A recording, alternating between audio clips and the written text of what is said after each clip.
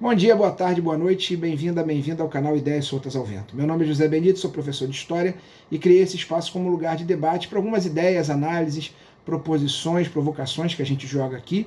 Como lugar de debate, mais importante para mim é a sua opinião. Ao final do vídeo, tendo algo a acrescentar, a criticar, faça nos comentários, eu costumo responder a todos.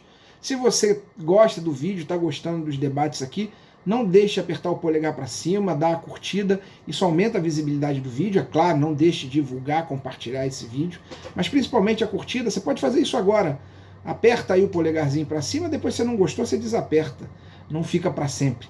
E se você acompanha o nosso canal aqui, nossos vídeos com a periodicidade semanal, não deixe de se inscrever, aperte em inscrever-se, você vai estar inscrito e aí vai receber as notificações.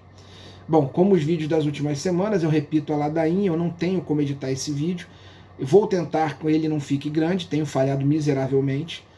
E a ideia aqui hoje é a gente trabalhar de novo com temas econômicos. A gente tem feito isso recorrentemente, colocado a questão da trágica gestão econômica desse governo, que já vem de muito.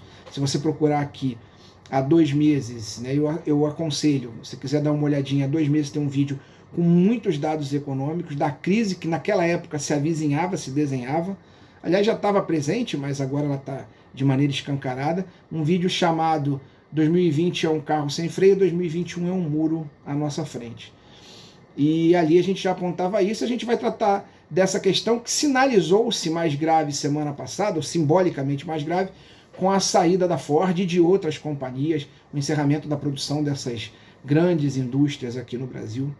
E a gente só não falou semana passada porque teve o caos em Manaus e a gente teve que discutir uma outra desgraça gerencial desse governo, que é a gestão da pandemia, né? Milhares de vidas estão sendo perdidas e milhares de vidas estão sendo destruídas por uma péssima condução econômica.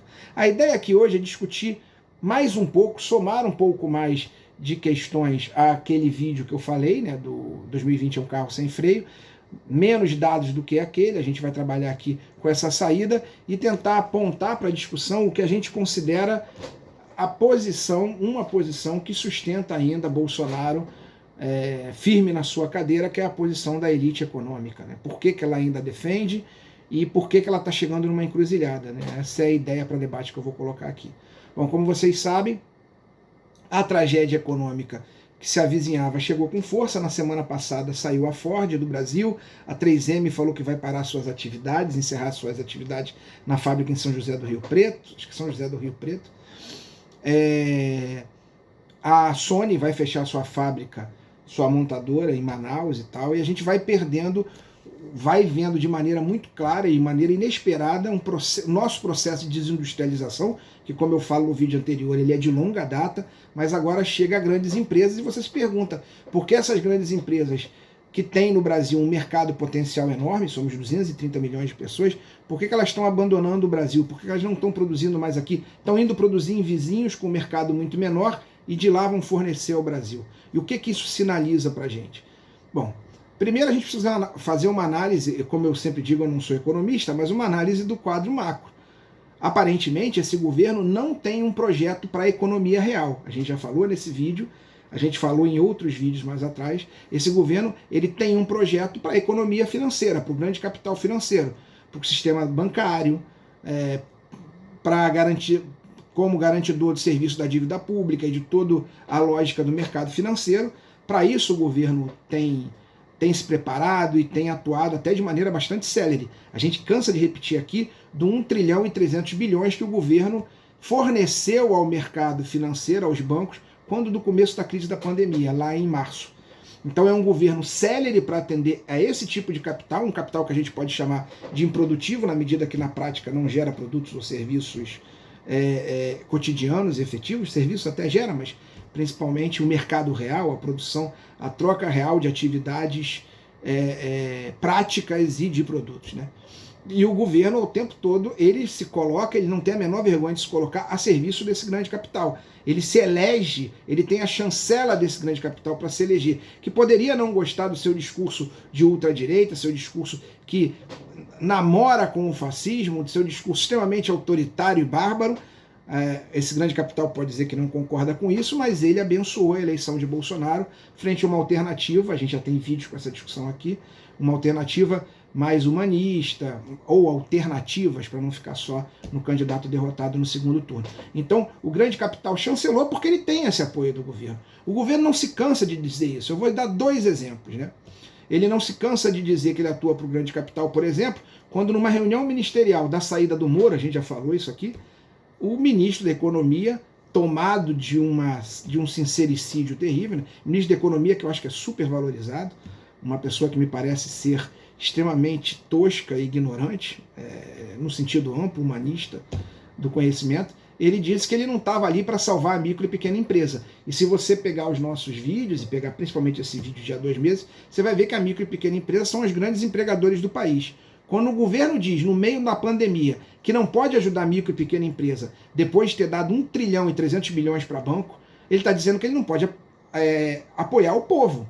Essas micro e pequenas empresas em outros lugares do mundo tiveram financiamento para sustentar os períodos de perda de público, de perda de mercado, até de lockdown. O governo lançou elas ao vento. O governo também definiu a sua prioridade entre o grande capital e a população de maneira mais direta. A gente viu como o enfrentamento à pandemia tem sido lento, como o enfrentamento à pandemia tem sido colocado como uma dificuldade que ameaçaria quebrar o Brasil. Há mais ou menos 9 meses eu fiz um vídeo chamado da falsa dicotomia, da falsa divergência entre vida e economia, mostrando que o governo tinha mecanismos para defender a população, tinha mecanismos para dar um auxílio emergencial para os cidadãos em situação de risco até maior do que R$600, e em nenhum momento ele quis. Em nenhum momento, ainda hoje, para tentar, as pessoas têm forçado a barra para que esse auxílio emergencial, que é o mínimo do mínimo do mínimo, seja estendido, e o governo diz que não vai fazer isso, a não ser que corte despesas em outro canto, porque ele tem muitas despesas. Bom, com o auxílio emergencial ele gastou em torno de 230 bilhões de reais. Com defesa dos bancos, ele gastou 1 trilhão e 300 bilhões de reais. Com a desculpa do auxílio emergencial, ele aprovou uma PEC da emergência econômica, em que ele pôde emitir e aumentar o endividamento do país, e em essência ele não está errado, nesse momento ele tinha que fazer isso, e ele gerou um orçamento extra, um dinheiro extra de 600 bilhões, só gastou 230 com auxílio emergencial. E não dá para dizer que ele gastou o resto com combate à pandemia, porque a gente sabe muito bem como foi feito esse combate à pandemia, como ele foi carente, como ele foi mal planejado, e a gente viu isso. Manaus talvez seja o exemplo mais claro. Então a opção do governo está clara, é uma opção preferencial pelos ricos. Ela aparece em situações extremamente cruéis. Por exemplo, está na imprensa que há alguns meses, numa reunião do governo com setores da sociedade civil e do próprio governo, a superintendente da SUSEP, que é da Superintendência de Seguros Privados, disse que a morte de idosos com a pandemia era boa para contas públicas. Se você der um Google, você vai achar isso. Se eu não me engano, Rosângela Borges, ou Solange Vieira. Olha, Rosângela, nada a ver. Solange Vieira. Se você der um Google, você vai ver o que pessoas presentes na reunião disseram que a superintendente falou. Então é um governo que fez essa opção. E essa opção descarada, aberta pelo grande capital, que diz dane-se ao pequeno empresário, apesar de boa parte do pequeno empresário ainda continuar apoiando esse governo, né, que não tem dinheiro para o pequeno empresário, que não tem dinheiro para o povo, que é bom que o povo morra. Essa proposta teve o apoio, até pela sua coragem, pela sua desfaçatez corajosa, ela teve o apoio do grande capital. O grande capital apoiou esse governo, bancou esse governo, e em grande parte é o responsável para que processos, por exemplo, políticos de impedimento não andem. Vamos ter claro, é o grande capital que sustenta o presidente. E o grande capital aqui é entendido como os bancos, a grande mídia. Essa lenda, eu adoro falar isso sempre, de que a Globo é inimiga do Bolsonaro. A Globo é amiga do bolso dela, como qualquer rede de comunicação. E eles vão se ajustar. A briga de cúpula é a briga entre namorados que estão chateados um com o outro. Mas a Globo foi uma das fiadoras dessa eleição. E mesmo grandes empresas da economia real. Não existe achar que a Ford, a Sony ou qualquer outra empresa, eu estou pegando essas porque essas vão sair ou já saíram, já terminaram sua produção no Brasil, essas empresas elas estão vinculadas ao grande capital. E aí por isso que eu digo, o grande capital hoje está numa encruzilhada. Ele precisa decidir o que ele quer da vida.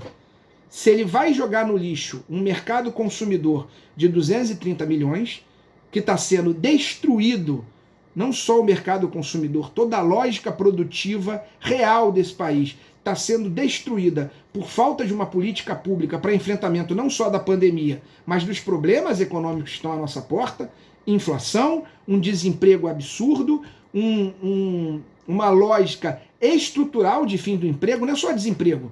A pessoa está desempregada há 1, 2, 3 meses, 1, 2, 3 anos. É não ter emprego, não ter atividade econômica, o que é piorado com a saída dessas empresas. A falta de desenvolvimento tecnológico, um governo que não investe em ciência e tecnologia, um governo que não incentiva as empresas a investirem em inovação, em ciência e tecnologia, a gente está parado. A gente vê o governo observando aproximar-se da economia real, um caos, e tudo que ele faz é continuar com o receituário que levou a gente ao caos, que é o receituário de uma falsa austeridade. Austeridade que não posso emprestar dinheiro a juros subsidiados ao pequeno empresário, que é o que é feito em outros lugares do mundo, não posso cuidar da população com auxílio emergencial digno, porque isso gera despesa, enquanto eu estou dando 1 trilhão e 300 bilhões para o banco, não posso incentivar o desenvolvimento científico e tecnológico do país em áreas estratégicas como a área farmacêutica e médica, dou só 22 milhões para bolsas de pesquisa do CNPq, enquanto permito gastos de 15 milhões em leite condensado e 17 milhões em batata frita no executivo. Ah, tudo bem, o governo está falando agora que há gastos com as Forças Armadas. Eu acho que 32 milhões em batata frita e leite condensado num momento de crise como esse é bastante complicado, né? Para o discurso que o governo faz. Então a economia real está em processo de morte. E o que aconteceu ao longo do tempo, você não precisa ser economista para saber disso, é que as grandes crises econômicas mundiais são crises em que o sistema financeiro, que tenta se descolar dessa economia real, mas não consegue, quando o sistema financeiro percebe que a economia real colapsa. E se a economia real colapsa, o sistema financeiro, por mais que ele tente se descolar, ele não está descolado da economia real. Ele colapsa junto. Foi assim em 2009, em 2008, por exemplo, nas crises do subprime dos Estados Unidos. Sob hipotecas de casa, a economia real entrou em colapso, as pessoas não tinham grana para pagar, e aí todo o mercado de derivativos cai junto, todo o mercado de produtos que só os economistas entendem, né? Os day trades da vida, day trades que você não aposta no cavalo, eu sempre brinco isso, né? Quando eu entendi o day trade, você não aposta na bolsa, você aposta em como os apostadores da bolsa estão apostando. Então você começa, todo esse derivativo, todo esse ar etéreo, sem a economia real, vai para o ralo. E a economia real no Brasil está indo para o ralo. Um desemprego excessivo, pessoas na miséria, um mercado esfacelado, as empresas sem nenhuma segurança da economia real, por mais que estejam vinculadas ao capital financeiro internacional, querendo sair daqui, ninguém está vendendo nada, pode-se botar muita coisa na conta da pandemia, mas pode-se botar muito mais na má gestão econômica para enfrentar a pandemia e pode-se botar muito mais na má gestão econômica para se enfrentar qualquer coisa. Porque se tem uma coisa que está ficando claro nesse governo, é que a incompetência está em todas as áreas. Não só no Ministério da Saúde, mas no Ministério da Economia também. Para lidar com coisas mínimas. Vou pegar um exemplo aqui que a gente já falou nesse vídeo de 2 meses atrás, que é a questão da inflação. A gente tem o IPCA, que é o índice que reajusta aluguéis, que é uma coisa grave num cenário de desemprego, falta de emprego, que reajusta educação, e esse IPCA está altíssimo, estourou, está batendo 20%, e o governo não diz o que vai fazer, porque para ele não interessa a pequena empresa, não interessa o povo.